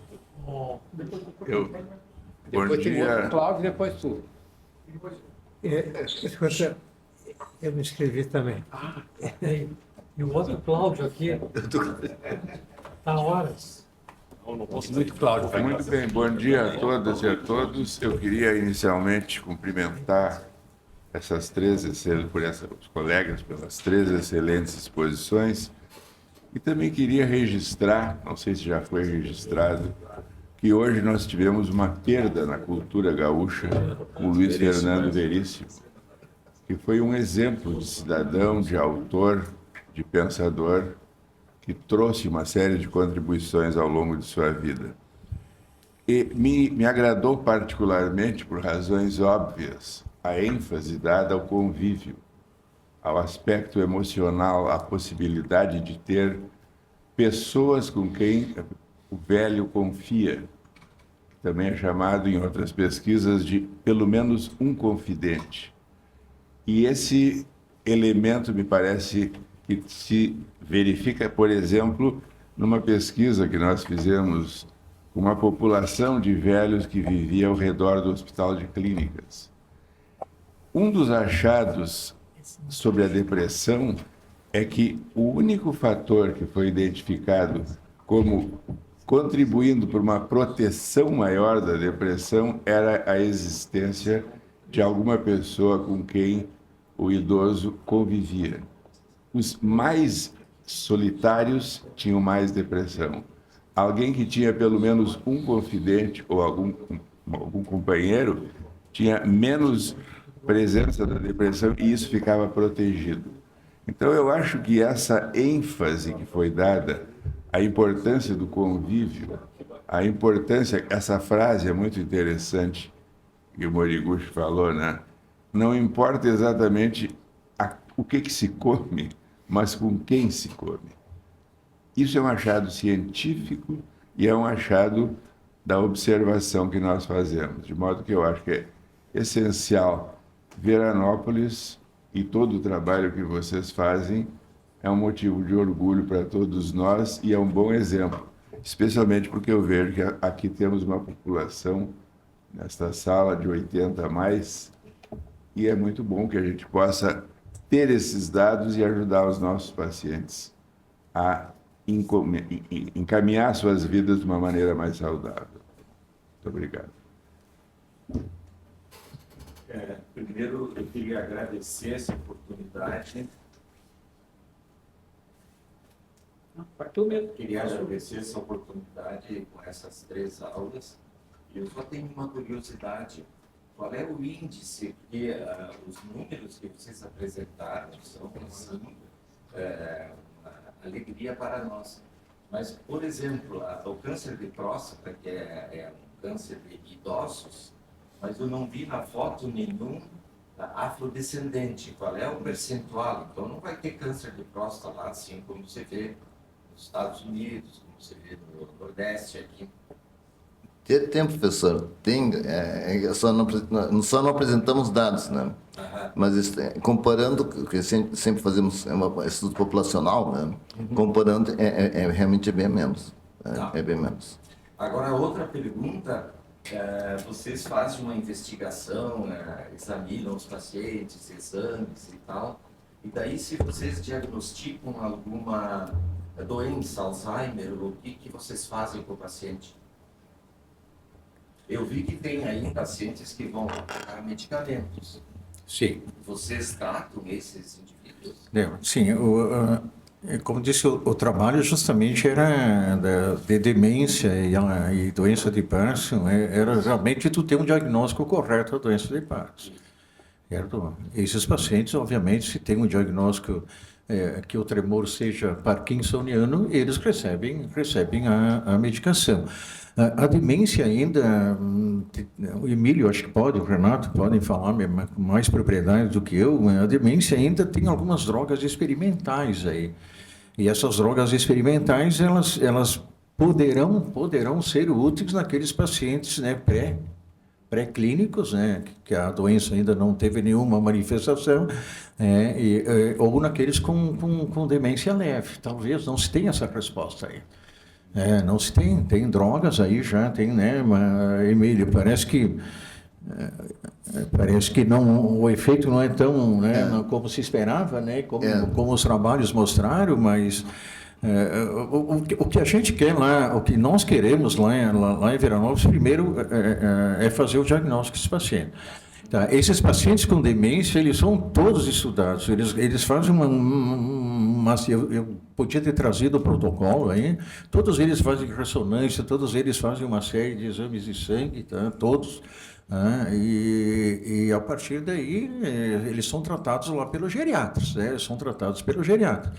Essa parte do estudo da demência que está começando agora, que é um estudo brasileiro, né? Que é pelo Eduardo Zimmer, a gente vai ter algumas respostas. Esses exames da detecção, né, da beta-amiloide, dessa proteína beta-amiloide, que é o que parece que seja a causa, né, da demência, as placas de amiloide, a gente não vai fazer o exame e vai ver, né? Talvez esses pacientes pré-clínicos que tenham uma alta concentração dessa proteína beta-amiloide ou a proteína tal, e provavelmente esses pacientes vão receber alguma medicação. E aí vai se observar se vai ter algum resultado ou não. Mas ele tem que pagar, ele tem que... Não paga. Não paga. Inclusive, o nosso foco, professor, não é tanto tratamento, porque não existe um tratamento específico Alzheimer ainda que seja eficaz. O nosso foco é exatamente assim, fazer o que nós temos que fazer, que é prevenir, né? Porque nós sabemos hoje que demência, incluindo Alzheimer, é uma doença relacionada ao estilo de vida. Nós sabemos que 60% ou mais de quadros demenciais podem ser prevenidos pela correção de estilo de vida. Então, o que nós temos enfatizado mais é educar a população para esse estilo de vida mais saudável, para prevenir demência, e também, né, nós estamos nesse projeto, na verdade, é brasileiro, mas é mundial, na busca de detectores precoces na década de 20, 30 anos, aquelas pessoas que eventualmente teriam mais risco de desenvolver Alzheimer, que são esses marcadores que nós estamos usando agora. Emílio, só para esclarecer o que tu falasse agora, uma dúvida que eu tenho. Se tu olhar décadas Tem mudado essa vantagem de Veranópolis? Ou ela é estável? De sempre tem serem mais longevos? Ou isso mudou ao longo de décadas? Assim? Não deu para sentir ainda o que eu percebo assim, em termos de estatística, né? Nós temos muito mais longevos saudáveis do ponto de vista cognitivo do que outras comunidades, porque nós tínhamos um estudo comparativo que eles terminaram, que era o de São Paulo, da Escola Paulista de Medicina, que para a mesma faixa de população etária, né, nós tínhamos muito mais pessoas com menos déficit cognitivo, né, não necessariamente demência, tem vários graus, né? E nisso a gente atribuiu, quando começou a se discutir demência como doença em relação ao estilo de vida, que o estilo de vida das pessoas que envelhecem em Veranópolis era provavelmente mais protetor do ponto de vista mental do que pessoas que viviam em São Paulo, né? E a partir disso nós começamos a estudar, e isso, o mundo inteiro está atrás disso, qual é o marcador precoce, porque a demência, Alzheimer começa muito precoce. Se eu pudesse aos 20 anos tirar meu sangue aqui, e saber que eu tenho mais risco, aí começar a cultivar hábitos de vida que a gente sabidamente protege contra Alzheimer, isso vai ser o tratamento, vai ser a prevenção. Então, o nosso foco mais é nesse ponto, porque para mim não existe ainda nenhum medicamento que trata o meu Alzheimer. Pessoal, como o nosso tempo é limitado, nós temos o professor Lavinsky inscrito, Marrone, Neumann, Sarmento Leite, e encerra com o nosso presidente. Não pode abrir mão, porque vai encerrar a nossa atividade. Então é o último. Vou ser breve, portanto. Primeiro, me associo aos demais elogiando o trabalho e as palestras proferidas. Uma curiosidade é que é do meu conhecimento como otorrinolaringologista que o idoso pode ser muito beneficiado com reabilitação equilibratória, prevenindo quedas e suas consequências, recuperando a audição, que hoje está bem definida como um dos integrantes dos problemas de memória e demência, e também deglutição funcional, súbita deglutição funcional. Aí vem a pergunta bem simples: tem algum foco para essas três coisas que são uma das maiores limitações de idosos? Eu vou responder lá pelo Instituto. Assim, o nosso tratamento lá é multidisciplinar. Agora, nós temos bastante limitações. As limitações são orçamentárias. O Instituto Longevidade de Veranópolis é mantido quase exclusivamente pela Prefeitura. E a gente tem buscado recursos. Agora nós estamos, né, com a filantropia, estamos encaminhando a filantropia. O Instituto não tem filantropia ainda. Nós estamos tentando encaminhar a filantropia justamente para buscar recursos, justamente para ampliar o nosso nível de atendimento. Nós temos fisioterapeuta, nós temos psicólogo, nós temos neurologistas, mas assim,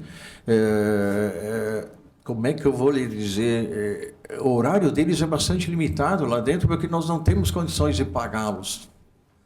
O senhor entende? Nós não temos condições. Nós gostaríamos muito de ter um otorrino lá, essa parte auditiva é extremamente importante, a gente sabe disso, né, para o nosso idoso. Mas a gente ainda não conseguiu recursos justamente para instalar dentro do Instituto, né, uma parte de audiometria, de alguém que possa fazer, né, esse trabalho de melhorar. Então, nós temos bastante limitações. Bastante. Me permita uma sugestão, já que no Brasil são um dos poucos países que o Estado cobre tudo isso, se não seria o caso de um direcionamento para essa gente. Olha, eu já fui na Secretaria da Saúde do Estado inúmeras vezes, nós já fomos no Ministério da Saúde, N vezes, para se conseguir subsídios, e que a gente percebe é exatamente isso, é uma falta de política pública de saúde para o nosso idoso, tanto na Secretaria da Saúde do Estado aqui, quanto no Ministério da Saúde. O Ministério da Saúde em Brasília não tem nenhuma rúbrica, né? Nenhuma rúbrica que direcione valores tipo uma instituição tipo o Instituto da Longevidade. Não tem, não se consegue. Eu não queria estar insistindo um pouquinho nisso, mas eu acho que é de interesse. Eu tive no Ministério da Saúde em alta complexidade durante muitos anos para a questão auditiva. E tem cobertura, talvez precisa ir para os meandros, mas eu já não digo para ir às fontes. Os próprios ambientes do SUS oferecem esse tipo de coisa, e eu acho isso é inegável que seria benéfico em termos de terapêutica e não em pesquisa. E exalto também como conseguiram, fora de ambientes acadêmicos, fazer pesquisa de tanto valor. Encerro felicitando-os. Um comentário sobre essa questão específica, extremamente importante, como o senhor falou. No estudo da ICOPE, que agora nós vamos incluir mais de 3 mil idosos em diversas áreas do país, alguns dos subcentros têm audiometria entre as variáveis de investigação. E nós estamos agora validando um aplicativo de triagem auditiva da OMS aqui no Brasil. Então, a ideia é que, como nós temos limitações de recursos para exames como a audiometria, não são muitos os centros que fazem, pelo SUS principalmente, a utilização desse aplicativo seria uma forma de usar de forma mais racional o recurso para que daí, então, se possa dar o encaminhamento necessário para os programas, né, governamentais de suporte a próteses auditivas e tudo mais. Perfeito. E nós também testamos equilíbrio em todos esses pacientes, os participantes. Né? Obrigado. O último Cláudio da lista aqui, o Marrone. Bom, em primeiro lugar, eu queria agradecer as palestras, que foram muito importantes, interessantes e de conhecimentos novos para todos nós. Eu teria algumas questões e comentários. Álcool, genética, obesidade e grupos específicos relacionados à obesidade. O álcool sempre é uma desgraça, todos os dias, mas nós tomamos um pouquinho. E agora aí disseram que esses velhinhos tomam um pouquinho e passam bem. Eu li um trabalho recente de uma publicação europeia e que não faria mal tomar um pouco de álcool, principalmente vinho tinto, não branco. Bom, qual é a influência nesse grupo de doenças digestivas hepáticas por causa do álcool? Professor, é extremamente baixo. Nós usamos provas de função hepática, tudo, e apesar deles beberem, muitos deles bebem desde criança, né? Mas extremamente baixo. Um comentário só sobre isso, quando nós estudamos pessoas que já passaram pela fase de mortalidade mais precoce, são usualmente coortes de sobreviventes. Então, principalmente se a gente estuda longevos com mais de 80 anos. Então, dificilmente a gente encontra doença hepática nesse grupo. Até porque eles não foram grandes abusadores de álcool, não tiveram... esses já morreram, é verdade. Já saíram antes. Né? Então, tu tens uma amostra viciada. Isso. Em álcool, pouco. Só... Bom, a outra questão é da obesidade, que diz que é pouca obesidade, né? E que é uma epidemia do momento. Bem, qual é a influência realmente, a gente sabe da obesidade em todas as doenças, mas, por exemplo, no Japão e na Indonésia não, lá na Polinésia, tem ilhas e grupos que são obesos, todo mundo é obeso, Moares, na Samoa, não sei aonde, e no Japão, os lutadores de sumô. Qual é a sobrevida deles? Olha, Diferente ou igual? O lutador de sumô morre mais cedo, são os obesos, né? Agora, o Japão, se for ver a estatística, é dos países que tem menos obesos. Sim. E o único país do mundo que, para mulheres abaixo de 30 anos, tem mais subpeso, MC abaixo de 18, né, do que o normal. Ou seja, o Japão, culturalmente, porque a gente é educado a comer pouco, né? Eu cresci no Japão. No Japão, a gente recebe o prato desde a escola. Na escola, a gente é educado a comer. E na escola, a gente recebe um prato cada um. E é aquela quantidade que é considerado saudável. E como a gente cresce com isso, a gente, na vida adulta, come aquilo que a gente acha que tem que comer e não come mais, né? E isso é uma coisa cultural. Como? E tem a lei que diz que tem que ser isso e que tu tem que ir anualmente ver como é que tu está de peso, não tem isso? Exatamente. Isso. Bom, mas então essa questão. Agora, nas cidades e nas regiões onde há a longevidade, elas são áreas localizadas. Sardenha, no Japão, Veranópolis, algum outro, as Blue Zones. E a genética, como é que funciona nisso? Olha, são várias populações, né? Ultimamente eu tenho dito que a longevidade, o Blue Zones, porque Blue Zones mas virou uma marca agora, né? A longevidade, né, feliz, o Blue Zones é um estado de espírito que a gente tem que carregar dentro da gente. Eu não digo que são lugares, né? Porque muitas pessoas perguntam, mas isso é em Veranópolis, né? Como é que é em São Paulo, em Porto Alegre, em Tóquio, né? E como a gente faz bastante pesquisa, a gente vê que qualquer lugar do mundo que tem longevos saudáveis carrega dentro de si essa questão de ter boas companhias, comer o necessário, fazer atividade física, ter convívio social. Então, eu acredito que a questão da longevidade é mais estado de espírito do que de lugar. Mas foi feito algum estudo para ver se eles têm alguma genética especial? Provavelmente genética não, porque são populações completamente diferentes. Bom, mas quem disse? Como? Quem é que disse que são diferentes? Ou tem alguma coisa que os faz serem diferentes? Desculpe, eu falei isso porque eu recebo vários colegas do Japão que vêm para Veranópolis, né? É porque eles querem comparar com Okinawa, por exemplo. E são genéticos completamente diferentes. Agora, a essência do estilo de vida é semelhante. Quem disse sou eu, que agora é o Neumann. Valdemar, eu fiquei com uma curiosidade em relação àquela comparação com os abstêmios em São Paulo. Se por acaso vocês incluíram medidas de marcadores de inflamação nesses dois grupos.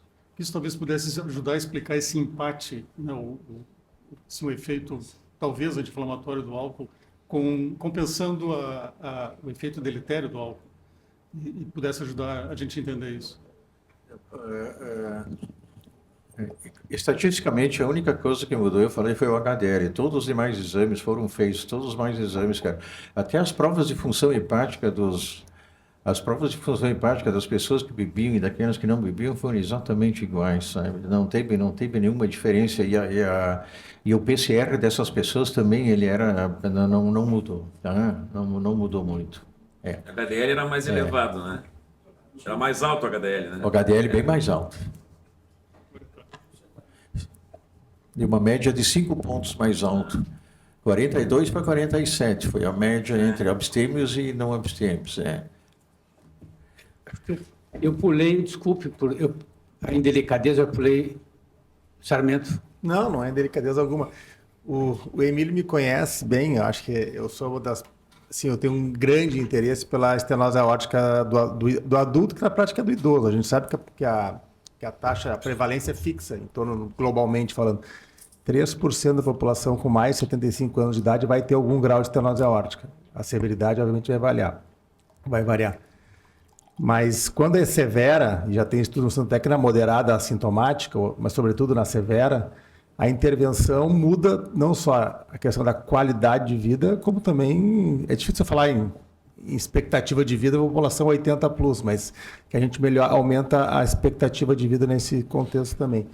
Então, a pergunta bem objetiva, até uma provocação, que daqui a pouco seria uma coisa para ser feita lá em Veranópolis, é poder estudar a prevalência da estenose aórtica do idoso e entender se isso também se correlaciona com esses dados globais, porque é uma curiosidade que eu tenho, né? Porque ele faz todos os ecocardios da Veranópolis. E assim, eu já devo estar com uma experiência acumulada de mais de 1.000 TAVs feitas. E a nossa população é toda, não toda não, mas assim, a imensa maioria é de 75, 80 plus. Nós não avaliamos isso, mas a nossa experiência de consultório, como deve ser a tua, né, mais ainda, né, Sarmento? A gente tem visto muita estenose aórtica, muito, né? A prevalência aumenta de uma forma significativa, né, essas pessoas porque estão vivendo mais, né? Isso vai ser a lógica, né, da situação. Mas a gente não fez nada específico sobre estenose aórtica, não, nada ainda. Então fica uma provocação, de repente a gente pode Pois até é, fazer pois alguma é. coisa de maneira colaborativa. aí. Mas a gente tem visto bastante, muito. Bem, em primeiro lugar, eu gostaria de elogiar o Sérgio pela qualidade da mesa e do programa de hoje de manhã. Maravilha. Em segundo lugar, a questão do álcool. Vocês sabem que eu estudo muito esse assunto. Né? Parece que os últimos trabalhos mostram que qualquer dose de álcool não faz bem para a saúde, não acrescenta saúde. Se vai comprometer ou não, vai depender da qualidade, da quantidade. Né? E, dois, é muito mais importante, por que se disse parcialmente bancado pela indústria do vinho, por que se disse que o vinho faz bem e tal? Pesquisas que neutralizaram esse fator mostram exatamente o que a mesa falou, principalmente o Emílio e o Valdemar, de que não é o vinho que faz bem, é a convivência com quem está tomando vinho que faz bem. Né? Esse é o ponto central. E eu queria dizer para vocês que o Valdemar, como prefeito de Veranópolis, não se preocupou só com idosos. Eu trabalhei lá durante 7 anos fazendo prevenção ao consumo de drogas em escola. Um trabalho brilhante conduzido pelo Valdemar. Né? Eu não podia deixar de fazer esse elogio em público, porque Veranópolis é uma cidade que se preocupa com o cidadão de qualquer idade. Eu agradeço a todos vocês a presença aqui, os nossos palestrantes, e dizer que essa foi uma manhã memorável.